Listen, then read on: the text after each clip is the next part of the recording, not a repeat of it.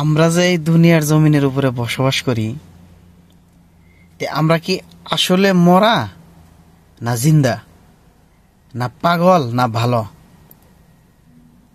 তার কিছু প্রমাণ এই বয়ানের মধ্যে আপনারা শুনে যান। পাকিস্তানের এক ওস্তাদ তার ছাত্রকে জিজ্ঞাসা করছিল, বাপ এতদিন তো তোরে পড়াই, আজকে আমি তোরে জিজ্ঞাসা করব, উত্তর দে, পারবি? বলে, ওস্তাদ জি ধরে দেখেন, আপনার এলেমের কাছে তো আমার এলেম কিছুই না, কিন্তু কি শিখলাম একটু বলি।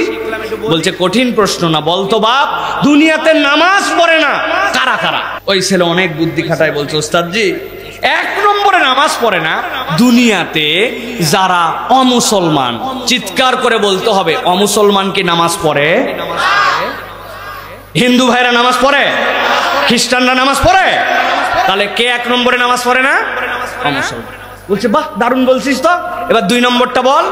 বলতো, ওস্তাদ জি দুই নম্বরে দুনিয়াতে যারা অজ্ঞান আর দুনিয়াতে যারা পাগল এরা নামাজ পড়ে না। অজ্ঞান লোকের উপর কোনো নামাজ আছে? এর হুঁশই নাই, এর ব্রেনই ঠিক নেই, এর নামাজ কি? যদিও কিছু পাগল উল্টা পাল্টা পড়ে, কিন্তু এটা নামাজ হয় না।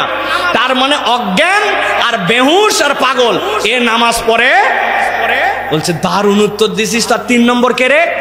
বলছে, ওস্তাদ তিন নম্বর হচ্ছে দুনিয়াতেই আছে, এখনো কবরে নামায়নি, মরে গেছে। মরা মরা মানুষ কি নামাজ পড়ে? কথা বললেন না, মরা নামাজ পড়ে নাকি? মরার নামাজ আমরা পড়ি, ঠিক কি না? ওই নামাজের নাম কি? জানাজা। তাহলে ওস্তাদ বলছে, সাংঘাতিক উত্তর দিছিস তো বাপ। তাহলে এক নম্বরে নামাজ পড়ে না কে? সবাইকে বলতে হবে কে? অমুসলিম। দুই নম্বরে অজ্ঞান, দুই নম্বরে, তিন নম্বরে মরা। বলেন তিন নম্বরে। এখন তাহলে আমরা এখানে যারা আছি, আমার দোষ টোষ দিতে পারবেন না ভাই, আপনাকে এই তিন শ্রেণীর মধ্যে থাকতে হবে। কেউ একজন নামাজ পড়ে নাই, এই তুই অমুসলমান, বলছে এক থাপ্পড় দেবো। অমুসলমান মানে আমার নাম মোহাম্মদ আব্দুল্লাহ। ওরে বাবা, তাহলে ঠিক আছে ঠিক আছে, তাহলে তুই অমুসলমান না মুসলমান, তাহলে নিশ্চয়ই তুই অজ্ঞান। বলতে, তোর কি হুঁশ তোর আছে না নাই? ব্যাক কল, তোর সাথে আমি মুখে মুখে কথা বলতেছি, আমার অজ্ঞান বলিস কেন? বল তুই পাগলা। বলছে, কিল দিছি দিয়েছি কিন্তু, আর এক কথা বাড়ালে কিসের পাগলা? ও তাহলে তুই পাগলও না, তাহলে তুই মরা।